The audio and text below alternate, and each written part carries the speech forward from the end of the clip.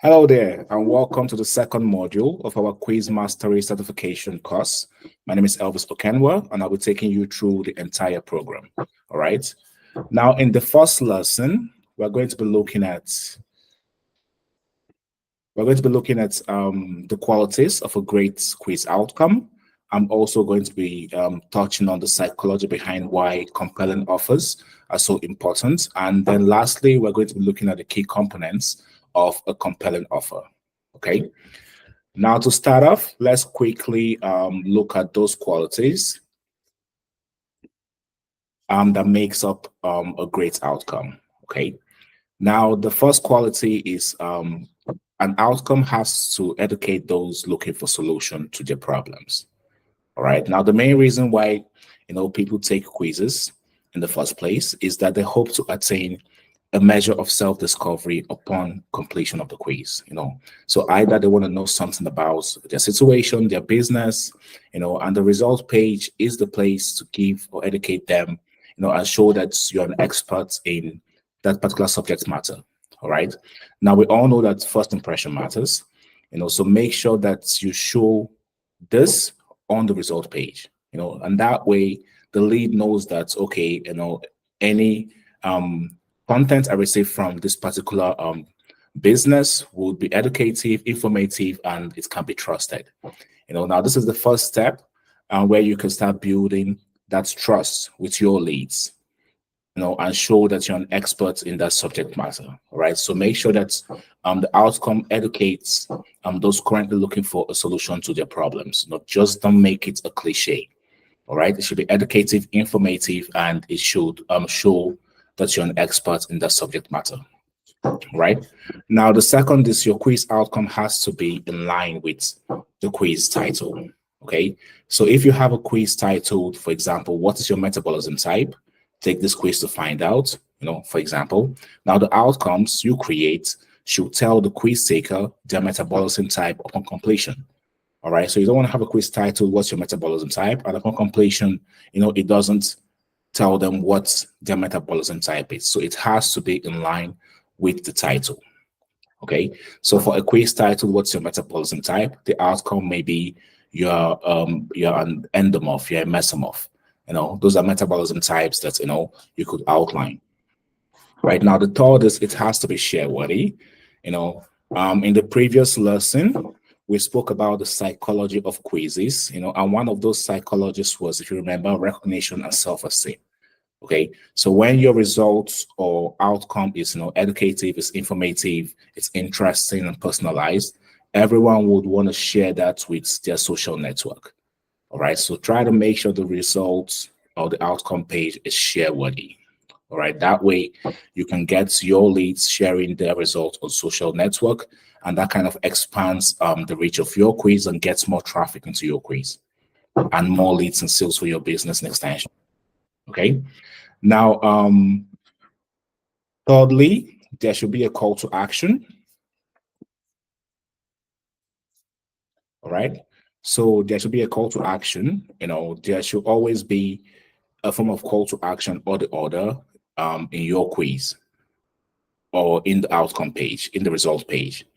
This way you're able to inform your leads what to do next. Now the call to action, can lead to an offer page. It can lead to your website. It can lead to a Calendly schedule page. It can lead to a blog post and so on. But there should always be a call to action. That way your leads know what to do next. Okay. Now, in this example we have in here, you can see the quiz is titled, do you have a healthy work-life balance? Take the quiz to find out. And you can see it has all the qualities that we spoke about. All right.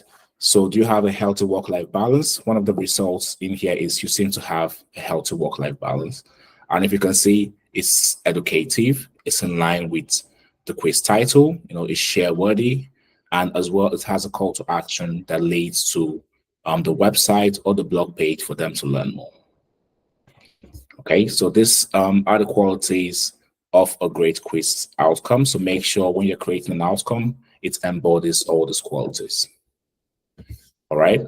Now, next, let's take a quick look at offers. Okay, and we're going to be looking at the psychology behind why compelling offers are necessary. Now when you're starting a business, even if you don't have an offer, you're definitely going to have those that are early adopters, and they're ready to buy your product, immediately. But the goal is to attract more people, cold traffic, into your sales funnel. And some of the blockers or barriers to getting this cold traffic includes, it's likely they've never heard of you, or they're uneducated about your product, or they don't understand the value of your offer.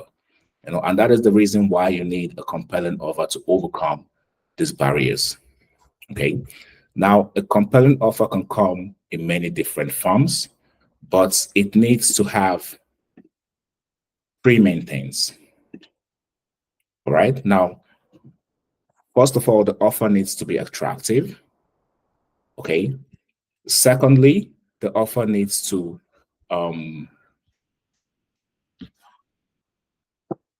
So the first one is it needs to be attractive. Second, there should be like a risk reversal and urgency and scarcity. All right. So those are the various forms in which a compelling offer can come in, but it has to have, this main criteria. And we're going to look into them one by one. All right. Now, the first one is it has to have an attractive, bonus or offer. Now, people love bonuses, and that is a fact. So just think about how many times that you've been swayed by, let's say, an additional product that has been bundled up with an offer, or a discount that was too good for you to pass upon. Now an example is Anne Maria Skincare. They had an offer on their quiz for anyone that completed the quiz and opted in. They were offered a sample kit care for only $10 with free shipping, a free ebook that was called the Toxic Free Home Guide, and a $10 coupon towards their next purchase. Now with this offer, she was able to generate over $200,000 in new sales, and it increased her leads by about 20,000 people in less than 2 months. All right. Now another example which I'm going to show you is Ghost Riders. Right now, Ghost Riders, after a quiz taker has opted in with their name and email address, they were taken to various offers. So they had a free shipping, discounted purchase. The sale process converted at about 3% folders. And a 3% conversion may not look like much, but 3% for what they were selling, was about a couple of $1,000s. They were also able to generate about 75,000 leads, and that means 3% of 75,000, they had about 2,274 people that actually opted in for that offer. Now, if you calculate that in dollar values, you'll see that is a lot of sales for Ghost Riders. Okay, so it should be attractive. Whatever offer or bonus you're going to give should be attractive. Right. Now, the second component of a compelling offer is risk reversal. All right. So those people who don't know, about your brand or your product, they're going to be wary. How can they trust what your product is meant to solve? How can they know that, you can offer what you promise? Now, in order to overcome this particular objection, your compelling offer should include some kind of risk reversal. This might be in form of a free trial, or it might be in form of money back guarantee after a certain period of time. Either way, it needs to provide a sense of security to a new customer, so they know their money isn't just going to disappear into thin air. All right. So like I said, you can have, try risk-free for 30 days, or for example, if you're not completely satisfied, we'll give you your money back, no questions asked. Or you can have, 1 year limited warranty, or return within 90 days for a full refund. So all those are forms of risk reversal that makes a purchase seems less risky. And this also kind of instills more confidence in the product. For example, if a company is willing to, let's say, guarantee a product for 5 to 10 years, it must be pretty good. And if they're willing to give you your money back after 90 days, if you're not completely satisfied, that means they really trust their product. Then that way, when someone makes a purchase, there's basically no risk, because if they're not satisfied, they get their money back in 90 days. All right.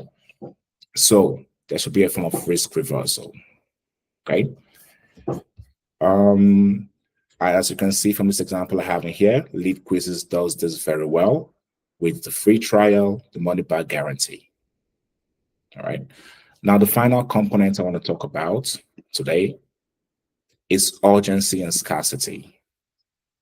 All right. Now, adding, for example, an expiration date to your compelling offer kind of kicks people into action. We don't want to miss out on something it's a great deal, and simply by adding a ticking, countdown timer, that is enough to get people to act. So for example, a lot of retail e-commerce stores does this very well. Fashion Nova, as you can see from the example, Fashion Nova, ASOS, Boho. Fashion Nova has in here at the top, get 25% off on $100 orders, and the countdown timer. ASOS have long weekend wings, 20% off. Boohoo also has 30% off everything with the countdown timer. All right, so try to create a form of urgency and scarcity, and that way you're going to kick people to taking action. All right, now in the next lesson, we're going to be looking at some tips on how you can create engaging quiz questions. Okay, now I'll see you in the next lesson.